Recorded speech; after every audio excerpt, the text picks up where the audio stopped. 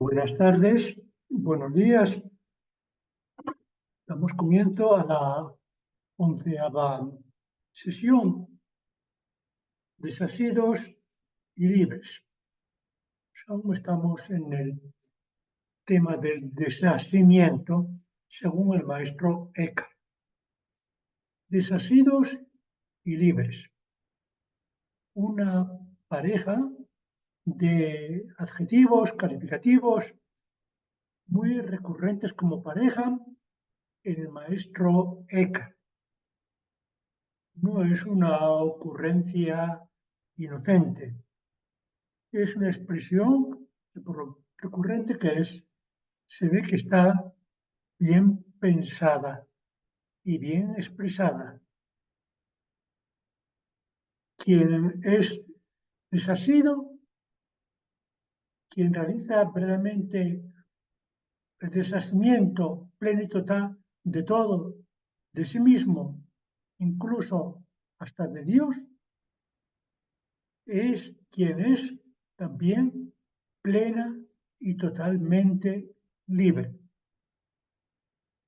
No estar desasidos, no ser hombres y mujeres con un desasimiento total, es estar en cierta manera hipotecados, empeñados, con una visión parcial de las cosas, de uno mismo, de proyectos, de realizaciones, es no ser libre y total.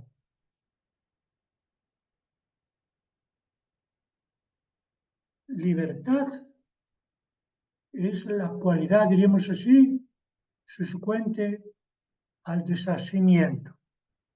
El desasimiento, veíamos la vez anterior, que es Dios mismo. Su tratadito sobre el desasimiento lo termina el maestro Eckhart diciendo: Dios, que es el desasimiento mismo, nos ayude también a ser desasidos. Son también, diríamos, dos cualidades que siguen a la unidad. El maestro Eckhart también dice recurrentemente que Dios es uno y es la unidad. Que el que Dios sea Dios se debe a ser uno, a ser unidad.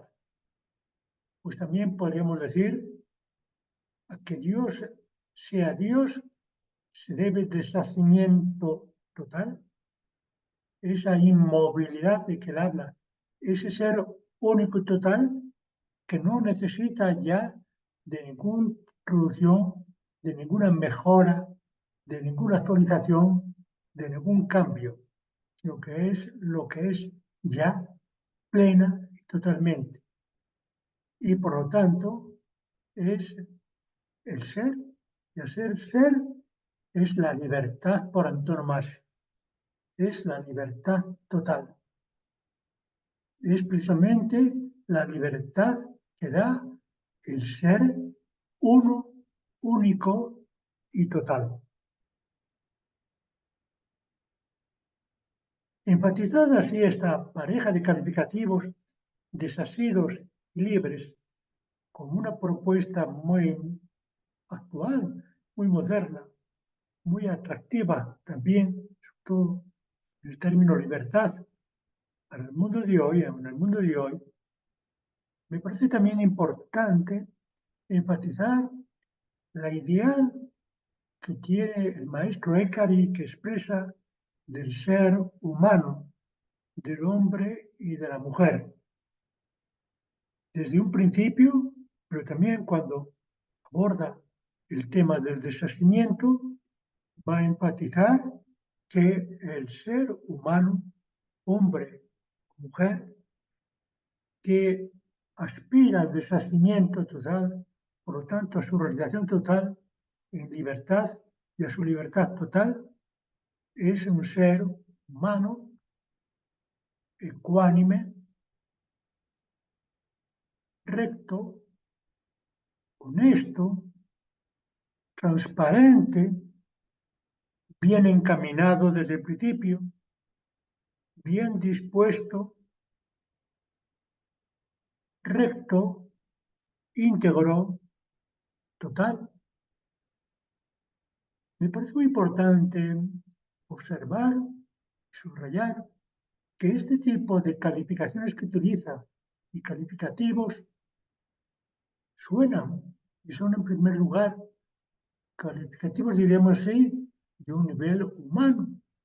No son, en principio, religiosos, ni suenan a nada religioso, sino es una manera de calificar el ser humano, cómo tiene que comenzar a ser el ser humano, cómo debe ser el ser humano para llegar a ese verdaderamente deshacimiento y a esa libertad totales. Y es que quien desarrolla esos valores y los desarrolla, por lo tanto, de una manera desinteresada, totalmente desinteresada, con quien verdaderamente vive su ser como es, el que es, esa persona sin referentes formales, religiosos o espirituales, entre comillas, en realidad es un hombre, una mujer que, como él dice, está bien encaminado, está bien dispuesto. En ese sentido, tiene la garantía de realmente de lograr ese deshacimiento y esa libertad que busca y a la que aspira. Parece muy importante, diríamos así, ver que la visión que tiene el ser humano, una vez más, el maestro de cada ser humano, no es, en primer lugar, no es la visión ascético, moral, ¿verdad? No es un ser humano dentro de un régimen de sumisión, de cumplimiento y obediencia. Es un ser humano, hombre y mujer, vistos en el ser que son, vistos en su ser. Y, diríamos así, en esa dinámica que ya desde un principio comprende todo, abarca todo, cumple todo, de ahí también su unidad, su totalidad, su libertad, ¿verdad? Que es ese bien intencionado, bien dispuesto, bien encaminado, ¿verdad? Que es la mejor garantía de verdaderamente, al ser así, lograr mantenerse siempre en ese ser esencial que es, ¿verdad? No un ser pensado, inventado, ¿verdad? Sino en un ser descubierto en sí mismo. Tercer aspecto que quisiera enfatizar y que por eso lo ubico ahí en el trabajo, es el concepto de pobreza y la visión espiritual que el maestro Eckhart tiene de pobreza, porque es una visión de la pobreza en términos también de unidad, de realización plena y de libertad plena. De esta manera que podríamos decir que solo es libre y totalmente libre, como es pleno y plenamente realizado, el hombre y la mujer, que es plena, total y verdaderamente pobre. La pobreza la entiende bajo estas tres claves con las que comienza su famoso discurso sobre la pobreza, sobre bienaventurados, dichosos, los pobres, porque ellos heredarán el reino de los cielos. La primera clave es precisamente entenderla en términos de una bienaventuranza que implica, demanda, para ser comprendida, para ser captada y entendida, la sabiduría.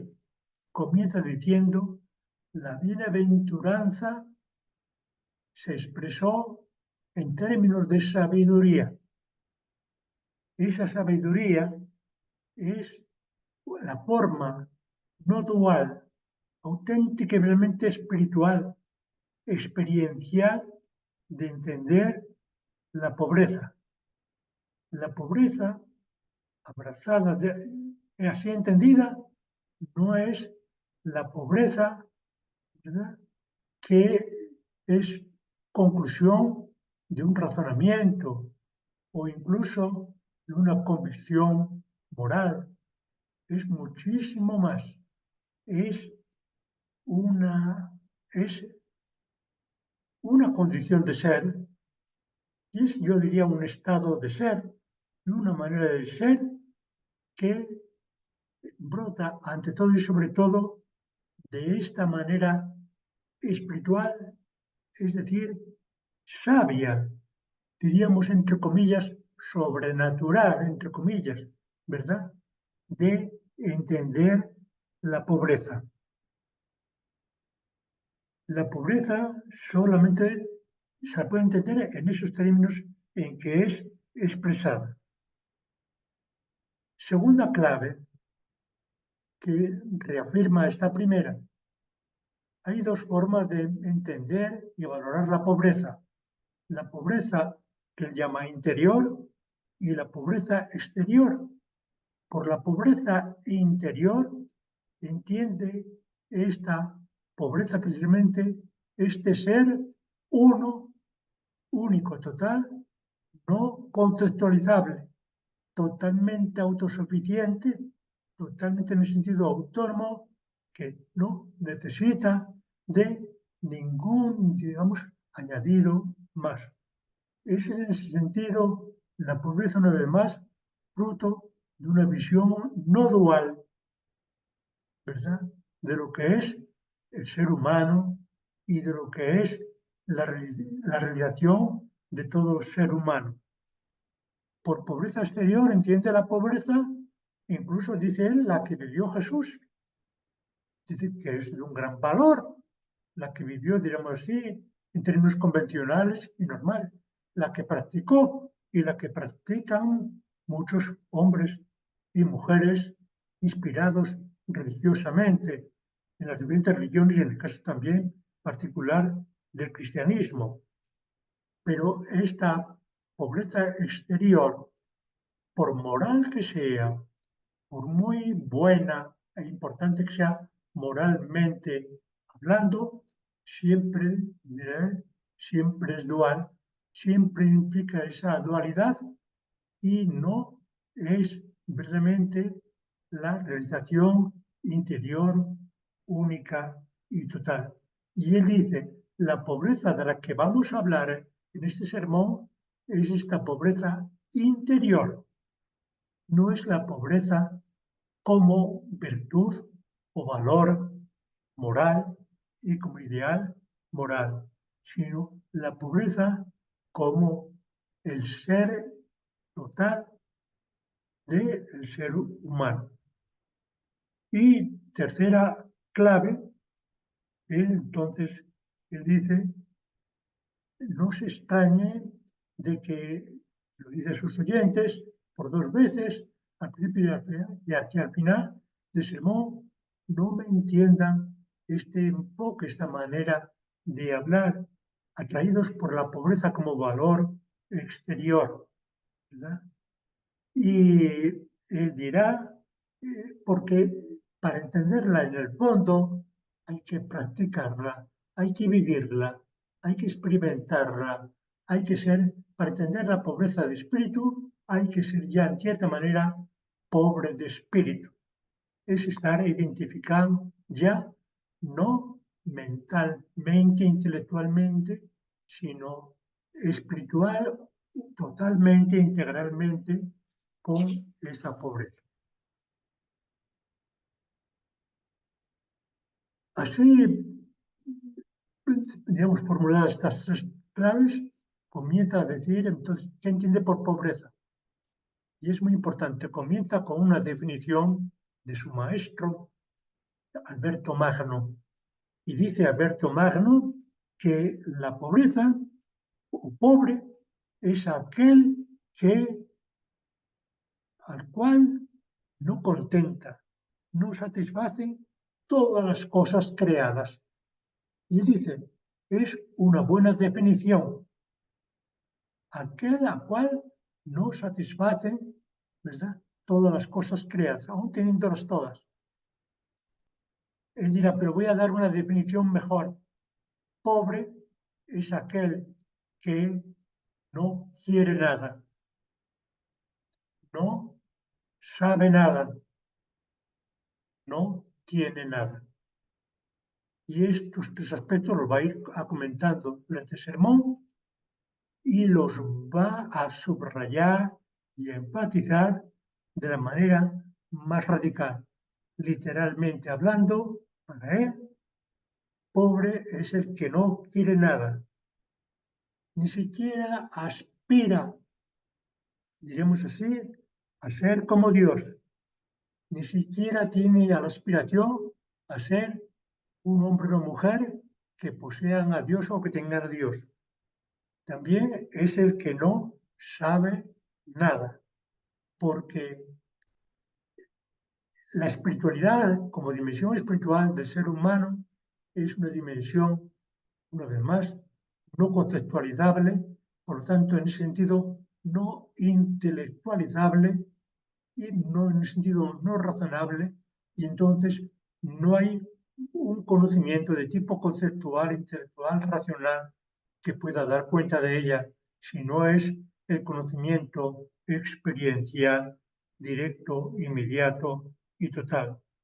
Y es también el que no tiene nada, tan pobre es que no tiene, y de verdad, ni en él mismo tiene un lugar donde Dios, como unidad y totalidad, pueda estar. El único lugar donde Dios puede estar es en sí mismo, en Dios mismo. Él es lugar de su propio ser. Y como bueno muestra después en toda su teología el maestro Eckhart, en ese sentido, el alma, ¿verdad?, en su dimensión también más puntual, más profunda, es el lugar de Dios, porque es el lugar también divino, que incluso es creado, ¿verdad?, que ya existió con Dios y en Dios desde siempre, antes incluso de la creación.